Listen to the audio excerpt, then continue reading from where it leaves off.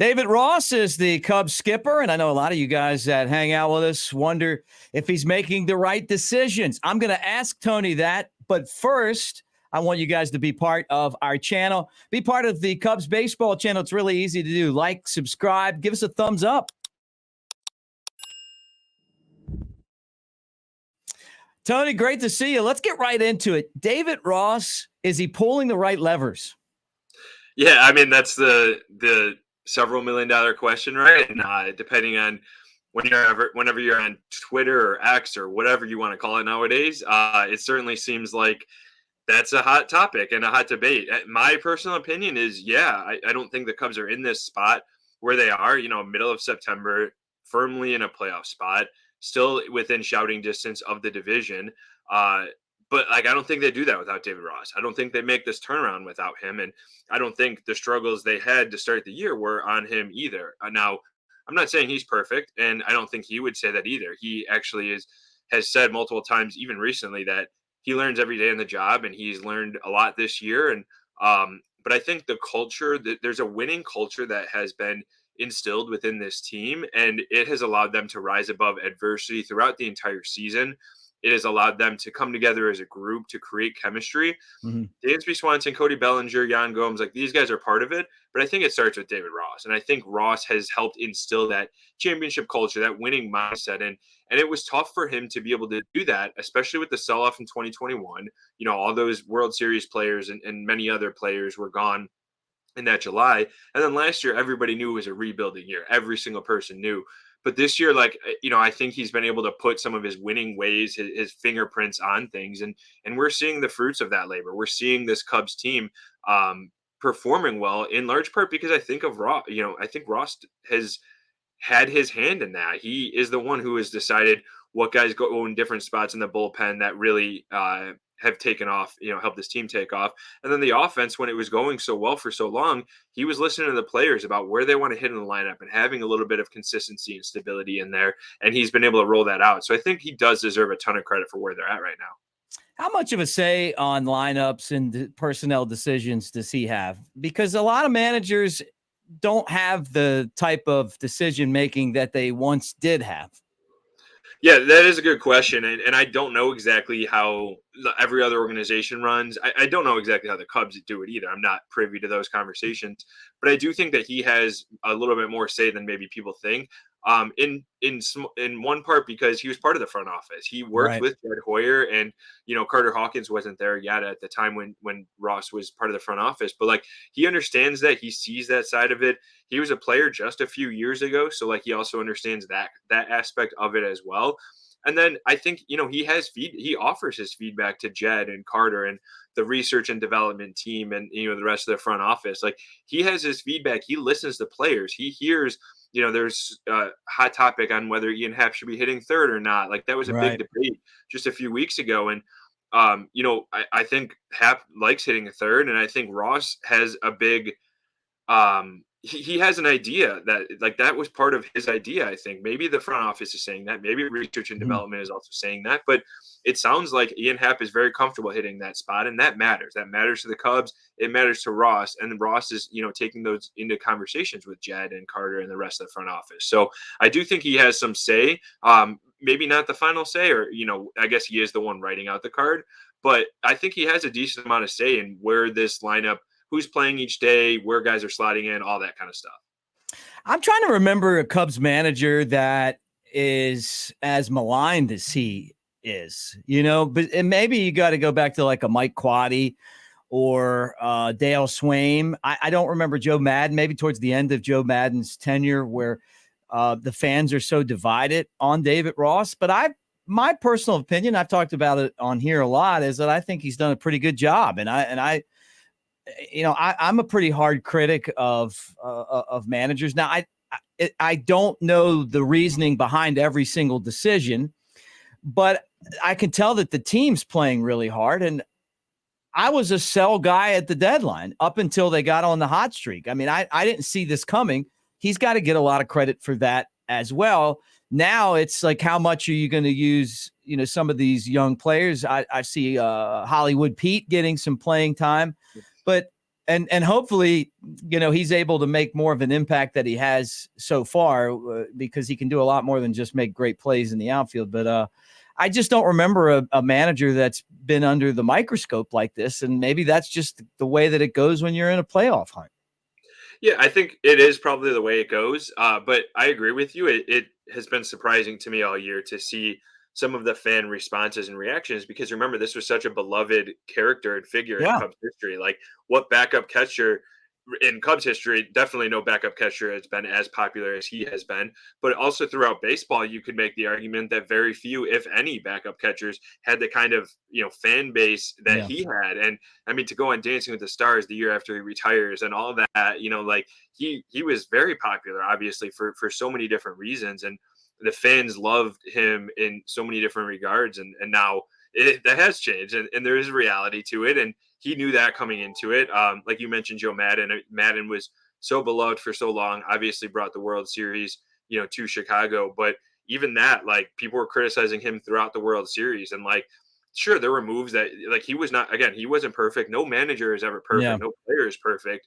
But like, people were still criticizing how Madden handled this and that in Game 6 and Game 7. It's like they won. Like, I think my personal thought is like, managers are always going to come under fire no matter what, because that's just the nature of the job. Yeah.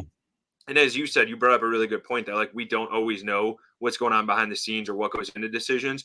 And even this year, where I've thought, like, why did Ross make that move? Why did he go to this pitcher in this spot and not go to this pitcher and or whatever? Why did he pinch hit here?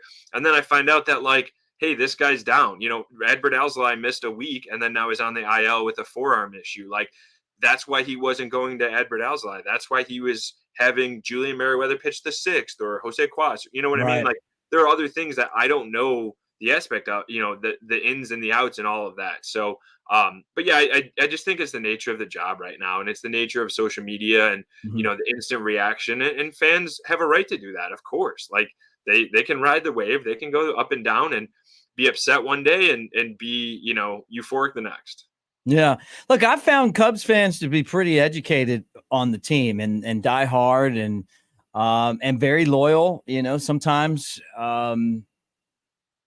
critical, obviously.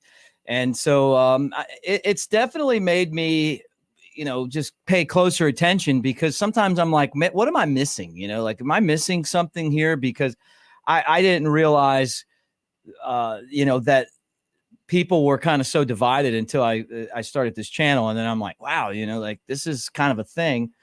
Well, you brought it up. Let's move topics here and talk about the Cubs closer. Adbert is on the IL. He's not eligible to come back until September 25th. There's a lot of baseball between now and then. And remember, I mean, you're talking about the last week of the season, 15 games left. These are all really important games, with the Cubs playing against Arizona on Friday in one of the biggest games that they're going to play until Saturday and then until Sunday, right? Yeah.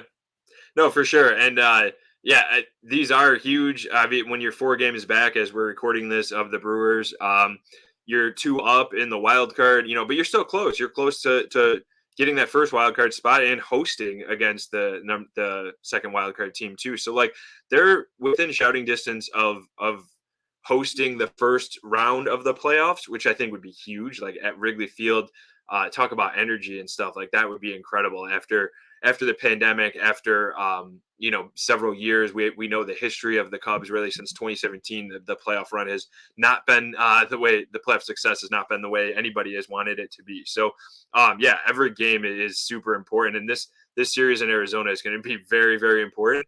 The Cubs have a little bit work in their favor with no Zach Gallen and no Merrill Kelly pitching for the Diamondbacks. Yeah, and that's the way that last series went. The Diamondbacks had all the pitching lined up exactly like you would want it until Sunday, right? And the Cubs, the Saturday game with Steele obviously is one you want to get, but there's some tough pitchers in Arizona. Who do you think is going to be closing for the Cubs moving forward? Or do you think it's going to be a closer by committee? I do think it'll be a closer by committee. But I think Julian Merriweather is the guy that's going to get most of the shots. He got the first opportunity the other day, or I think was it Sunday, whatever day it was, that that there was an opportunity with Adbert down. So I think he will be one for sure that will will get. He's been pitching the best. He has been the healthiest of the relievers. Brad Boxberg and Michael Fulmer were two big additions in the winter. Obviously, like veterans who have done it before, who have pitched high leverage moments, who have pitched in playoff races, that kind of stuff. So they're going to be out there, but they both just came off the IL within the last week. So I don't think they're going to be thrust into the most high leverage spots. And then Mark Leiter Jr. matches up so well against lefties. So I think he'll be more of the lefty pocket, which could come in the ninth inning at times. But I think maybe it's the seventh, maybe it's the eighth. And also he's been banged up a bit too, worn down. Like this is the first year that he's ever been a reliever all year. He's been a starter for most of his career, and he working back-to-back games and stuff like that. Like it's very different for him for Leiter to pitch this year. So I expect Merriweather to get most of the opportunities, but like I said, the other three guys I think will come into play at some point. Any news on Marcus Stroman? I know that he threw a bullpen this week. I guess it was like a live batting practice, which, I've seen those before. It's basically batting practice and people just run out there and hit. And if there is any news, tell us that. And then could he be someone that could help close games if he comes back healthy? Yeah, there's no like surefire news. Like you said, live BP. Though I don't know how many pitches he was throwing in this one. He might have already thrown it. I can't remember if it was yesterday or today now. But yeah, he threw 29 pitches in the live BP prior to that. The fact that he's facing hitters and ramping up and feeling good every step of the way is certainly encouraging news for the Cubs. They were, when it initially happened, I think everybody kind of looked at the timeline and was like, I don't know how he gets back. And then he had a couple weeks that he needed to be shut down. And even when he came back to get checked out a couple weeks ago on Cubs were on a homestand, they were like, yeah, we're not really sure. He's getting checked out by the doctor. We'll see how it feels. He'll probably still rest a bit and then start a throwing program. And the next day we get to the field and they're like, oh, by the way, he played long toss today. And it was like, he didn't just go for the flat ground. He played long toss. And so he's pushing as hard as he can to get back. No, like I said, no real news on that, but I would not be surprised if he makes a couple of appearances before the end of the season. I don't know how, what role that's going to be in, and Ross hasn't, acknowledged that either. But my gut says it won't be like a closer role. It may be either long relief or maybe like down the stretch they're going to give Justin Steele, who's been pitching a bunch, and Kyle Hendricks coming off an injury, and some of these other guys, Jordan Wicks pitching, further into the season than he ever has before, and maybe they'll have Strowman come out and throw like 3 or 4 innings or whatever he's built up to, and they'll do that once or twice before the postseason. Get a good idea of where he's at to see if maybe he is a part of the postseason roster or postseason rotation. So that's the way I think it's going to play out, but that's just a little bit more of my hunch and kind of reading the tea leaves there. Yeah, hanging out with Tony Andracki from Marquee Sports Network. Thank you guys for being with us here on the Cubs Baseball Channel. Let's talk Justin Steele, 16-3. A 2.49 ERA, pitching against the Diamondbacks. I think if they had to vote right now, and I know the odds are slightly in the favor of Blake Snell, but I just don't know how you can't vote Justin Steele Cy Young. Yeah, he's going to earn a ton of votes if at this rate, because Gallen kind of got lit up a little bit Wednesday night. I think that Steele is going to be 1-2 with Blake Snell. I think Spencer Strider has a really strong case as well in Atlanta, but like his ERA, I think Ken Rosenthal had an article or something about like Strider's ERA is like much higher. I think 50 points higher or something like that than like the last 10, 15 years that any Cy Young winner has had. So I think there's just not enough time for Strider's like ERA to get down to the point where most people would see them at. And unless Steele and Gallen and Snell really get lit up their final few starts, I think all three of those guys probably have a little bit stronger case. But yeah, I do think it comes down to the lefties. I think it's Steele versus Snell right now. Snell has a great case. But both of these guys, don't have a ton of innings. Neither of them are going to get to 200 innings this year. Snell has a little bit better strikeout rate, but I think he has a significantly worse walk rate too than Steele. So I think it really might come down to the final couple of starts here that they have for each guy. And Steele, going against Arizona, like that's exactly what you want from the Cubs perspective. But either way, whether he finishes first, second, third, however the voting shakes out, this is exactly the type of season the Cubs would have. I can't even necessarily say that they would have dreamt of, because I don't know that they did. Like they knew it was possible. They knew it was in there, but everything has gone right for Justin Steele this year. And it's such a great story for the Cubs homegrown pitching, for all of their development, for everything, and also for Steele himself. Like, this is a guy who moved to Arizona in the offseason, worked out there consistently, battled back after a back injury that, capped his season short last year, and then just worked all through the offseason. So, like, he's way past his innings limit, basically, wherever he's pitched, further in his career prior to this point. He's way past that, like 30, 40 innings past it. But it's because he did all this work in the offseason. He had advice from John Lester last year, which has gone a long way. And he just is a unicorn. Like, he essentially is a two-pitch pitcher, is a fastball and slider, and he's getting guys out. He elicits so much soft contact. And it's a pretty remarkable story to see the 2 year, or really the last like 3 years, how things have gone from a guy who was a reliever to, stretch out as a starter to, like, you're not sure what he's going to be, Yeah. makes the rotation 2022, shows signs, and then this year just absolutely taken off to the moon. So it's a cool story. Yeah. I just feel like with the Cy Young, every single start that the guy makes is a playoff type start because the Cubs have to have him, right? Mm-hmm. You beat the Brewers, when they had their 9-game winning streak. You take care of business against Arizona last time. Every time you turn around, this guy's pitching in a game that really matters. And look at the record. I mean, winning games matters to me, and not losing games as well. Like, I think that gives me the the advantage to Steele because of the losses that Snell has. But it really is phenomenal. I mean, you're talking about player development. When he was in Tennessee, he was hurt a lot. He kind of had flashes of being really good, but he was in the press box a lot, so I got to know him. He's a really smart guy, and he's got a great sense of humor, and he loves to talk baseball. But I don't think any of us saw this coming, and it really is awesome. I mean, it couldn't happen to a better guy. Yeah, I didn't see this coming. Like, it was obvious last year he was on a great stretch, like a 2-month stretch before he got hurt, where he had the best ERA among all National League starters. So he was doing really well and you could see, like, yeah, there's definitely, he's turned a corner. He's a guy that's going to be at the front of the rotation for several years.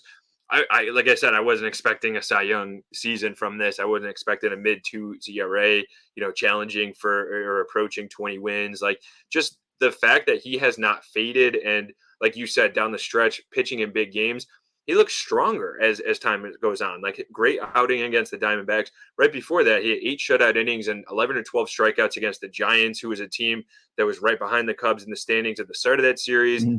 The Cubs kind of buried the Giants a little bit, by sweeping them in that, and Steele set the tone for them on Labor Day with that. So yeah, he just, I mean, he's been a stopper. Like you said, he's been pitching in the middle of win streaks, and then at the same time, when the Cubs need a win, he just goes out there and shoves, and he does it for 6 or 7 innings. And I can think of like 2 starts this year where he has not looked very good, and one of them was against the Reds in like May, before Ellie De La Cruz was even up, and it just happened to be a tough start. But his consistency really has been remarkable this year. Tell you what else has been remarkable. Cody Bellinger. What a turnaround.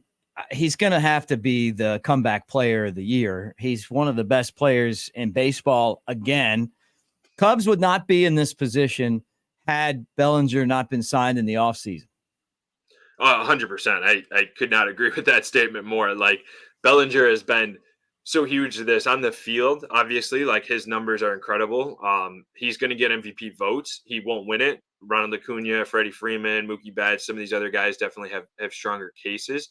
But, even for having missed a month, to see the numbers that Belly has put up this year are pretty incredible. A guy that's going to approach 100 RBI, if not get over it, 100 runs, 300 batting average, like 20 plus homers, 20 plus stolen bases. Like, it's nuts. So, like, yes, on the field, and especially look at the numbers since the All-Star break, since the start of July, all that kind of stuff, since returning from the IL, he's been incredible. But I think it's been off the field as well that his presence has been known. The Cubs have adopted his personality in a lot of ways. Yeah. Like, he's a guy that loves baseball. He's so laid back, and he's so confident in his abilities. And that confidence and kind of chill surfer type vibe, as David Ross called it, that's permeated the rest of the clubhouse. And it's like, it's given the Cubs some life and some juice. And there's no surprise at all that when the Cubs really started taking off, it was because Cody Bellinger was playing really, really well. Like Yeah. he is the heart and soul of this lineup, I think. And Dansby Swanson, Nico Horner, some of these other guys get a lot of credit for that as well. But like what Bellinger can do switching positions, what he's done in the lineup, he with 2 strikes, his numbers are incredible. You can't throw a lefty against him because the platoon advantage isn't there this year, whereas like it had prior, in prior seasons. Like Yeah. it's been a remarkable season from him, especially given where he was the last couple of years. So, yeah, again, talking about nobody saw this coming. I don't think anybody saw this season quite coming. Like maybe you would have thought like a 250 batting average, and maybe he approaches 30 homers. But like this level of play, offensively, defensively, impacting the clubhouse, like you could not have dreamt up a better scenario for Cody Bellinger when you signed him to a 1-year deal. Yeah. Do you think he'll be back? That is another good question. I have a hunch that he will be. I think it will come down to price. Well, obviously it'll come down to price. I think he loves it here. The Cubs love him. Like go look back. Marquee Sports Network at Watch Marquee tweeted out. It was around July, right around the trade deadline. But Jed was talking and he was asked about Cody Bellinger, and he just lit up. He smiled and he was like, "Cody knows how we feel about him. That we love him around here." And to see a president of baseball operations react like that, like you don't see that very often. They try to play things on the middle. They try to keep their cards close to the vest. And, Jed just kind of let it all out there a bit that like the Cubs know Cody knows what the Cubs feel about him, how they feel about him. And David Ross has been effusive in his praise all season. The guys in the clubhouse have he is certainly the most popular, or one of the most, if not the most popular guy in that clubhouse. So I think they're going to do every single thing possible that they can to try to retain him. He makes a lot of sense as a left-handed bat. Again, the ability to play all 3 outfield spots and first base. I don't know, if some team like the Giants, for example, or Mets or somebody else comes out and offers him a ridiculous, ludicrous contract. But if it's somewhat reasonable, I think the Cubs will be in. And I think that it's very realistic that he will be back next year. Because if you're the Cubs, like what better guy to spend money on than a guy you already know and a guy that can have such an incredible impact as he can? Yeah, no doubt. I agree. I was surprised by how good he was. I didn't watch a lot of Dodgers. I mean, I saw the games against the Cubs, but I just didn't watch them enough to know how good he is as a base runner, how, well he plays center field and first base. How good his at bats are and his swing path. It's like he can hit it here, and then if you throw it, down there, like he's just kind of figured all of this stuff back out again. I think the other part of it too is that he's been healthy, but the joy of playing the game of baseball isn't always with these guys. Some of them, it feels like a job, and you saying that he really loves playing the game. It's obvious watching that the guy's having a good time. Yeah, it is. He has had a lot of fun this year. He's been fun to talk to from the media perspective and get to know too.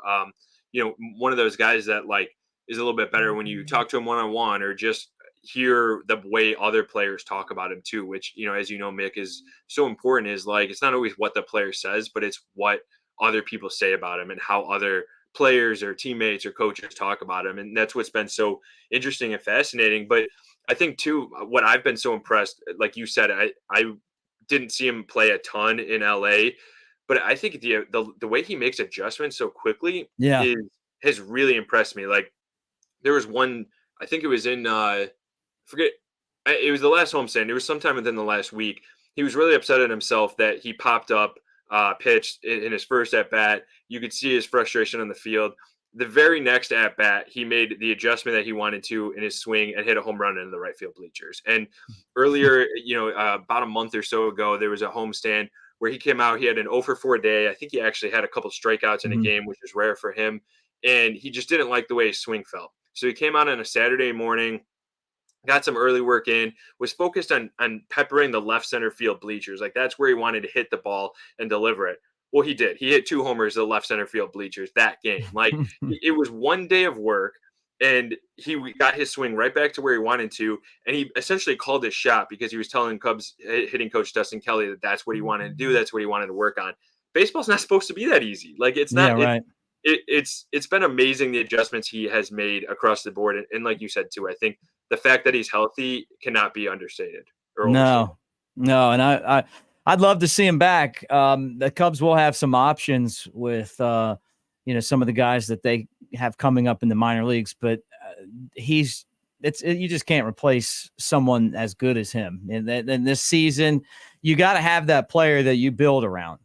And I think whether it's with the Cubs or somewhere else, he's going to be that guy for a roster. Why not do it at Wrigley? That's, it'd be great to have him back. Tony, tell everyone where they can follow you and they can check out your work. Yeah, follow me on Twitter, X, at Tony Andracki 23, or head to MarqueeSportsNetwork.com. We have a ton of content on there. The Cubs Weekly Podcast, you can check us out in there as well. Awesome. Well, it's always great talking with Tony Andracki. I've been on your podcast before. It's great to have you on mine for the first time. And let's do it again real soon, guys. And I want you to be part of the Cubs baseball channel as well. It's really easy to do. Like and subscribe. Give us a thumbs up. And thank you for being here. We'll talk to you again soon.